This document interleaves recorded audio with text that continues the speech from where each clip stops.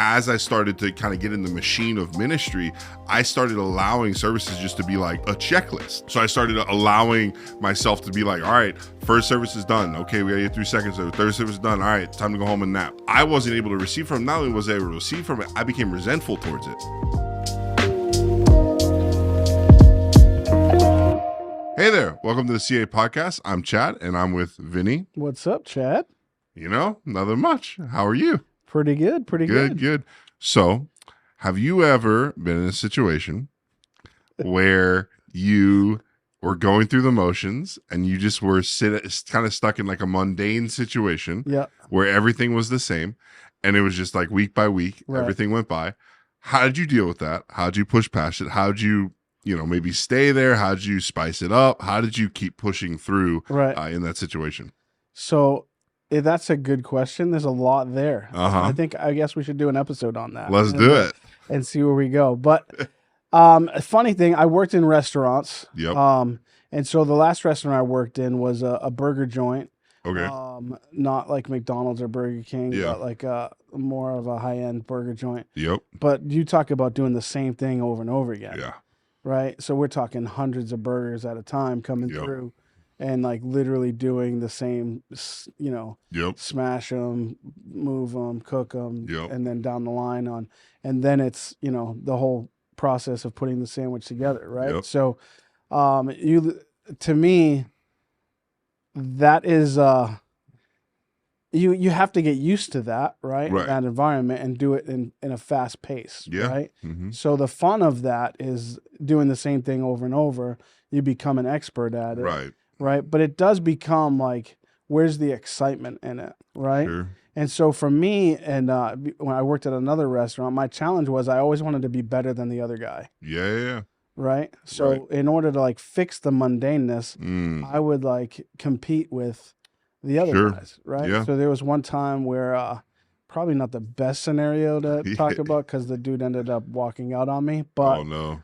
But he was like, "Oh, you're never going to keep up with me," kind of mentality. Right. So, okay, let's see how fast you can go. Yeah. And so, he's on fries, I'm on burgers. There you go. And I go 15 checks up on the guy. Wow. And he's crying. It was a bad situation. Oh no. And he walks out. So I literally have to go from my side to his side, fix everything, get everything out on time.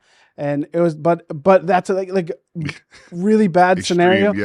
Showing you the fact like, it was making it a challenge, right? Yeah. And so, like for me, when you're in those kind of situations, it's always making it a challenge to do it with excellence, to do it with speed, that's really what you have to do when you're in a mundane situation. Yeah, for sure. Make yourself better at it and make yourself the best at it, so that when others see you in that, they're like, "Oh, wow, he's like so fast at it, he's so good at, look at how good his stuff comes out." And it's like that's where I was in the restaurant industry. It's like I wanted to be the fastest expo even as a manager because I wanted my stuff to come out on time, best quality, looking the best. And it's like but it's the same thing over and over again. It's the same stuff going on the plate, stuff doing this, and it's like I want it to be the best. And so like that was the challenging part for me, was to do that. And that was when things get mundane, you have to come up with something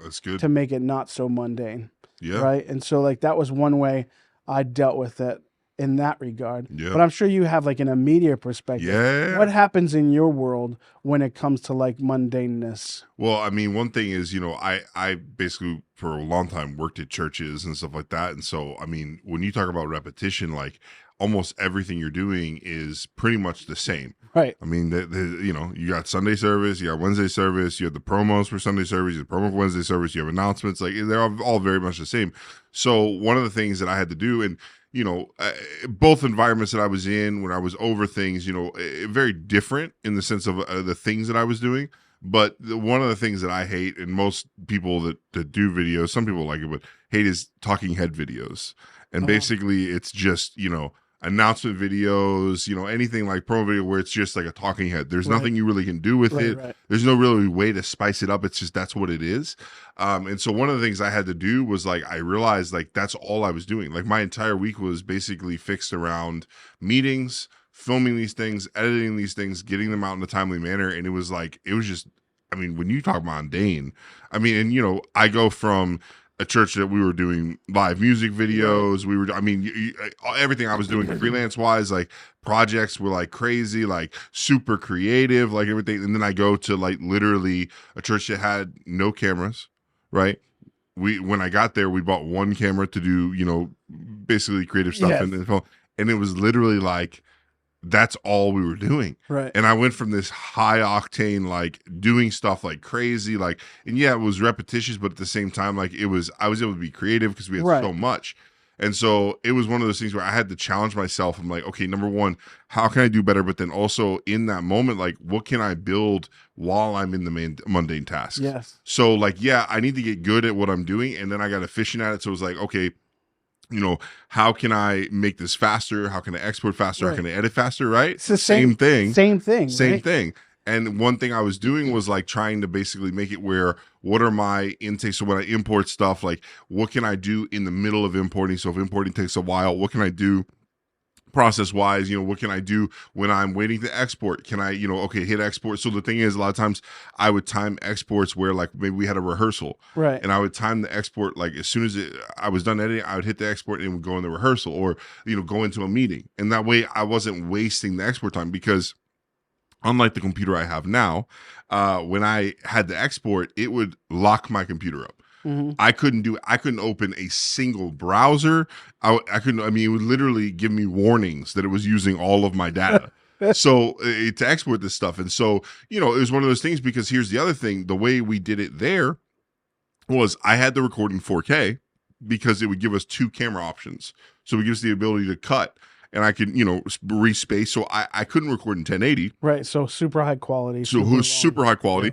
Yeah. And at that point, actually, I had a laptop that I had pretty much had for 5 years. It was failing. It was falling apart. I had to watch the frames. I could hear the audio. I never saw the video till the final export. So like, you know, and you're talking, I'm doing lower thirds. You're talking, I'm doing graphics, like all this stuff. And so like for me, what I had to do in all of that is optimize my workflow, like you said. And then at the same time, what I started doing though was I started like saying, okay, what can I be creative in during the moments where I could normally sit here and like watch the progress bar? What can I do to like entertain myself? Right. What can I do to like move things faster? Like, do I schedule volunteers during this time? Yep. Do I film something else? Do I, you know, go in and troubleshoot? Like, hey, I got to go to this other campus and troubleshoot. Like, what can I do where it's like what my normal process would be A to B. Mm-hmm. So in the sense of A, sit down and finish it. B, like, okay, it's exported and it plays it. What can I do in between that to kind of, you know? And the other thing too, I found too, is like sometimes I would come in and I would cut everything and I wouldn't finish it. I would go do something else so I wouldn't get bored, if that makes sense. Right. Like of just doing it, sitting down in one session and doing it all is okay. Let me get to like basically creating stopping points. Yeah. And that's what kind of killed. Because the thing is, I think a lot of times with mundane is like, you want to get better. But once you get to that point, like, what can you do now to make it where it doesn't just bore you? Like, you know? I think a lot of times is when you're in that situation, you become an expert at something. Yes. Right. And so it's like, it's so hard to when you become, okay, I'm really good at this. Right. And then it's like, so how do I get better when you're in that? And like, the only way to get better is to keep on doing it. Yep. And the only way to, and so it creates that spinning, you know, that spinning wheel basically of like, you're still doing the same thing. Right. But in like church world, like we've kind of walked through church world, even in restaurant world. Yeah. For me, it was like, you get used to things. Yeah. Right. Like when I walked into the restaurant every day, right. There was some like, and we had like inspections and things like that. Sure. Right? And so like, you would miss things here and there, right? Yeah. Because of the fact that you're doing the same, you're coming into the same environment, you're looking at the same things. And so, you know, I had to kind of train myself to be a visitor every time I came into the restaurant. Yeah. And so like we used to do what we'd call walkthroughs in a restaurant. And so the walkthrough was I would come in from the front door and examine everything like as I was a visitor. That's good. Now the problem with that today is that I still do it. Oh yeah. And so like my wife is like, "You're doing it, aren't you?" Every restaurant we go to, you guys make fun of me all the time. When we go out to restaurants, like, Vinny, what 100%. You go into like the space. Yeah, I can't help myself. And so, but that's what happens to me. You know, you get trained up in that, and it's like I just see things in a different perspective now. Of course. And I train myself to see it from a visitor versus from the manager or general manager or whatever I was in that restaurant, because I wanted to see it fresh eyes. Yeah. Right. And a lot of times it's hard to see things fresh eyes when you're doing it over and over again. Yeah. And that's where a lot of people miss things. Yeah. You know, so what I found was I was continually doing that on a weekly basis. And so we used to get the walkthroughs with our general manager or the regional manager. Yeah. And so I trained myself to do that. And as I trained myself, our scores for our walkthrough just started skyrocketing. Yeah. Right? Because I figured out that as long as I kept fresh eyes on it, it kept a fresh perspective. That's good. And when I stopped doing that, you could see our scores start to go down. And so, you know, when I became a general manager, that's how I trained all my managers.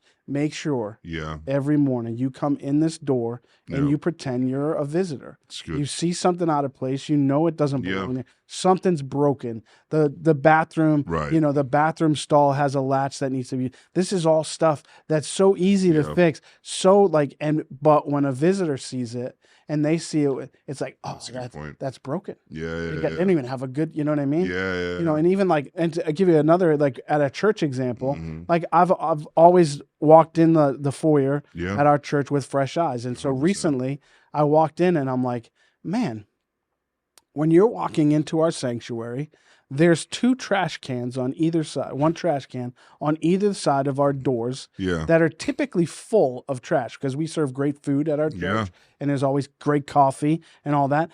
And so this trash is always stacked up on the doors. So the first thing a visitor sees when they come into our sanctuary is what? Trash. What do you think of when you think of trash? Like you just think this place is trash, right? Like literally, like that's our first impression. I'm like, oh, we have to change that, like immediately. 100%. Like, and you know, and so I like move the trash out of the way, like get them in the corners. They don't need to be front and center, right? And it's like those little things. But this church has been here for how many years? How many years have those things been right there? And it's like somebody's fresh eyes to see. Maybe we're not making the greatest first impression because we're so used to what we're seeing all the time. Of course, you know, sure. Yeah. And I think the other thing too, like with what you're saying too, is a lot of times we'll let what's basically uncommon to others become common to us, and then we will basically devalue it in our minds. Right. And you know what's hilarious to me is I just ate at one of the burger joints that we're at, and what's hilarious is like some of the guys I was with, it was like their first time eating there, right? And they were like blown away with how good the burgers were. Like, I mean, and even like me, I was like, oh wow, like I forgot how good this is.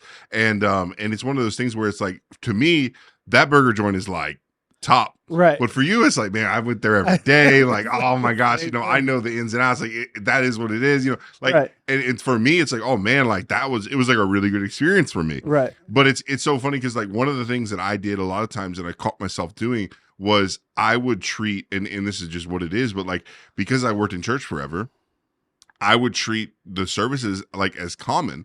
And so I stopped receiving, I stopped enjoying services, I started treating it like a job. And what that did was it devalued, to be honest, it devalued God to me, because how I, you know, would receive and is through services. Right. And then as I started to kind of get in the machine of ministry, I started allowing services just to be like a checklist. Gotcha. So I started allowing myself to be like, all right, first service is done. Okay, we got to get through second service. Third service is done. All right, time to go home and nap. Like it became like a checklist. Right. And so it's like, well, okay, but yeah, our services were great. Everything was produced well. You know, there was no mistakes. You know, volunteers were having, okay, but like at the end of the day, me personally, I wasn't doing well. Right. And so what I had to do is I had to realize that, okay, I have basically devalued something and turned it into something so like, I guess, trivial. And that now I wasn't able to receive from. Not only was I able to receive from it, I became resentful towards it. Right. Like, I mean, you know how it is being in churches when you're at 2 services and they announce, oh, we're doing a 3rd service. You're like, get out of here. like, are you kidding me? Right. But then it's like, okay, but and then the funniest thing is well, why do we do that? It's because it's extra work for us, right? Right. But then it's like, well, what if, in the next, say year, 10 new families come to the church and get saved, right. saved in that new service. Yes. So now, was that new service worth it? Yes. Of course. Right. But for us in the moment, it's like, are you kidding me? Right. Another service? Like, do we not do enough already? Yeah. Like, and I think that you're seeing it from the work aspect, not 100%. The lives that are changing aspect. Right. Right. Right. But here's the thing. I saw something in you one time, and I've mentioned this to you before, is that something clicked with you at some point. Oh, yeah. Because you went into this, like, you were literally filming something one time, and all of a sudden camera goes down, arms go up. Yep. You're literally in this like worship moment, like as you're doing your ministry, your ministry, but you're like literally hands raised, worshiping, and I loved like, and you were like that. I think you've said this, like that was the moment, like that. It wasn't about how much work I was doing. It was like, this is my worship to the Lord. 100%. Like you made what you were doing part of your worship. Exactly. And it's funny you mentioned that. So obviously, if you've been following along or whatever with past couple episodes, me and Lance talked about, I've been traveling the past just now 5 weeks, just a little bit, right? Just a little. 20 flights over 5 weeks, Something just a lot. like that. And so what's hilarious is I just had a conversation with someone at the church. So, literally it was a day ago for me. But I was there and we were leaving Sunday service, and I had just bounced over all of the campuses. So I actually wasn't there at that campus on Sunday. I was everywhere else. Right. Well, I was there and then I went other places. But one of the ladies, she came up to me, she was like, hey, like, I really love how when you're filming, when you're doing stuff, like I see you like stop and worship. And it's like, it's funny because it's just something that I've done now, but now other people recognize it because it's uncommon, because they've seen other guys that just run through a service and just dead face doing their job like they're supposed to, but there's no there's no reverence for what's going on. And one of the things that I told in a training meeting, we're at this church, I told everyone, I said, 2 things. First off, if God's touching you in the moment, stop what you're doing and have your moment. Right. Don't sit here and think that this is more important than that. Right. Second off, if you're down and you're running a handheld and someone else is having a moment and you have to interrupt that moment to get a shot, don't. It's not that important. Like, I'd rather not have the shot, that person be able to get ministered to, not distracting, because don't become a distraction. Right. And that's the thing that, because a lot of times I've been in environments where they were like, no, just run over them. Like, no, I was watching a service last night. Yeah. And the camera guy was literally like in the face of the guy. Yeah. And I'm like, dude. Yeah. Like, you don't have to be that close. Right. Like it was more of a distraction 100% than giving us what the desired effect was, right? Yeah. And then they go to a pan to another shot, and then the other camera guy's in the shot because there's no way for him to get out of it because he was literally in the dude's face. Yeah. It's like, that, to me is like a little over aggressive. Yeah. And so I love that I've seen your trainings and I've been to them, and so I know what you're saying. Yeah. And then to see it in action, like even this past Sunday, there was a moment during worship where I look around and literally all the camera people. It's incredible. All the camera people, arms raised, like worshiping God. Cameras are focused on whoever they need to be on. But like everybody was worshiping. Yeah. And it's like, well, that's a testament to the training that they've been through. Yeah, and the culture. Yeah. And the culture, I mean, because even before I was here, that was the culture that was being set. Yes. And it's like, that's so important, because I think a lot of times, and this is just the truth, but like a church we were at, right? They went through 2 weeks of revival. So it was essentially, Sunday night to Friday. Then you had your Sunday morning services on both ends, and then Sunday to Sunday night to Friday again.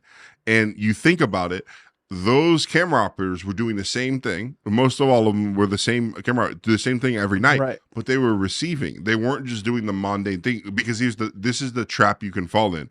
oh, I'm just running a camera. Right. It's like, no, that's not just what you're doing. You're in the room, so you're able to receive, but then also you know, one night we had like 1,000 people online. Right. Like you're being a conduit. So if you're being a conduit, what happens when you're a conduit? Right. There's stuff flowing through you. Right. So let the things that are flowing through you flow through you. Right. You know what I mean? I think, and that's the biggest thing is like, that's what we are when, you know, you're behind the scenes, like you're a conduit. And so I think that's the problem is like, okay, what does a conduit do? Conduit do. It flows energy. Right. Right. So like if it's flowing energy, I'll grab a hold of it. Yeah. It's right there. It's flowing through you. And I think that's the problem a lot of times is we get so used to being a conduit that it's like, oh, let me just touch it. All right, go ahead, do your thing. And it's like, you know, but what can we do to position ourselves to enjoy it? You know, I think that's the problem is like, and I get it. Like, you know, I mean, I don't enjoy my job. Okay. Like I get that. But at the same time, it's like, what can you do to position yourself where you do enjoy your job? Right. And that's where we kind of started. Yeah. Right. Is like when the mundane starts to become mundane.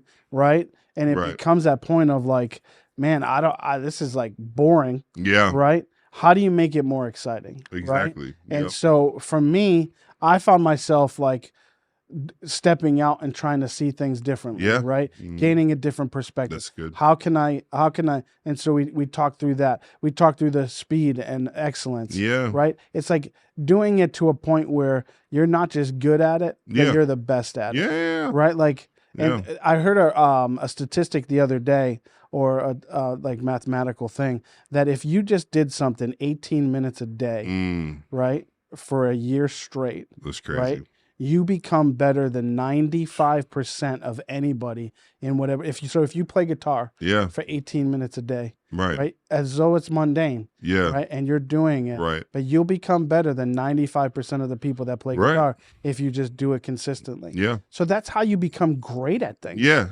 Right. Yeah. And that's a lot of times when people are like, man, you know, it's just it's repetition, but that's how you become great. Yeah. That's how you become better. For sure. Right. It's not always the perfect, right? No. And that's you know, practice just gets you better and better and better. Yeah. Right. So like but if you keep on doing those kind of things, I find challenging in the mundane. Yeah. Yeah. You know what I mean? Yeah, I like doing the same thing over and over again because I want it to be better over and over again. Yeah. So like it's just, for me, it's a challenge. For other people, that might be boring, but if you create that challenge in your mind, it becomes much more exciting. Yeah. You know, to get yourself through it. And that goes with life, that goes with work, that goes with church. I mean, that goes with any area of your life where you're finding yourself being stuck in a rut, right? Of doing the same old. And that's like, man, life, you get up, you go to work, you do this. Right. You know, it's like, how can I do it better? Yeah. You know what I mean? Right. How can I be better at this? Yeah. How can maybe I can get up 10 minutes earlier. Maybe I could, like, challenging ourselves with the little things to make it less mundane. Yeah. I met somebody recently and we were talking about how this guy, if I told you all the things he's over, you wouldn't believe he'd be able to do it all, right? Because one person shouldn't be able to hold everything he's doing. He's a full-time student. He holds multiple positions at a church. He has a 10-month-old daughter. He has a wife. Like, he has an entire life. Like, all the things he's able to do, it's like, how is he able to do it?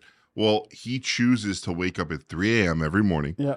He goes to the gym. He's very fit. Like, everything in his life, he is super systematic. He makes it where when he goes places, when he does things, he respects time. And the thing he had to do all of that is he had to break out of the routine of saying, okay, you know, well, I normally wake up at 7 o'clock, right? So, oh, well, you know, I don't have time to do X, Y, Z. I don't have time to be a full-time student and all of this stuff. I don't have to. And so what he ended up doing was he ended up basically making where, hey, I make the time now. Yeah. Like, I may go to bed at 11, 12 o'clock. But I'm waking up at 3 a.m. I'm going to the gym. I'm making time for it. And so he, you know, I think a lot of times we'll be in the mundane thing. We'll be doing our thing, and we won't feel like we can get out of it. And we won't feel like we can break out of it to do more. Because I think a lot of times people's capacity, they feel like is, I can only do so much. You know? One thing we had a revival at our church where, you know, it was 2 weeks of revival. It was a Sunday night to a Friday, and then a Sunday night to a Friday, and we had 2 Sunday morning services. So you think about it, like, we weren't asking people to break routine for 6 months. We weren't asking people to come out every night till 11 o'clock for a year. we're just asking for 2 weeks. Right. And so I think a lot of times we can limit ourselves when it comes to like doing more. Right. We can limit ourselves and say, well, oh, we our schedule doesn't fit that. It's like, yeah, but can it for a time being? Like, and I think a lot of people find in their lives, like they the fact is people aren't good time managers, right? It's good, yeah. So like time management is a life skill many people need to like really dive into. And like for me, I learned how to block schedule, and so now I do it in my mind, so I know I'm doing these things at certain times of the day and things like that. And I'm sure that guy has a system where he's writing things down, checking things off his list, making sure things are getting done, because otherwise they wouldn't get done. Right. And so I find a lot of people find themselves in positions where it's like, man, if you would just get out of the mundane for a second, right? Stop doing the same old. Like find a way to do something else, right? And put something else in there. You'll accomplish so much more. 100%. You know, and I think you can accomplish great things by doing things over and over again. Yes. Okay. However, when you break out of the mold a little bit, it helps, and it helps you go back into what you were normally doing. Like mundane, like life is mundane in and of itself.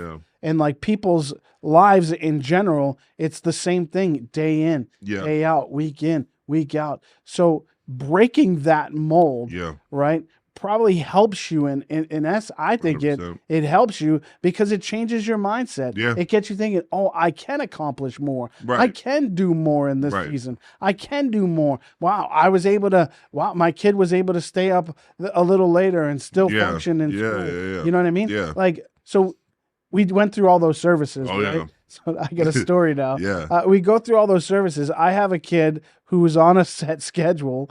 And we were nervous. Right. We were super nervous that it was going to set him off and he'd have bad days at school and whatever. But man, it was the two best weeks at his school that he's ever had. Wow. And okay, I know we were in church services, so there could be a spiritual thing there as well. But it just goes to show you how much more you can do and how things can flow if you step out of the everyday scenarios. So, well, it's been a good conversation. Yes. And we will see you guys next week. See ya.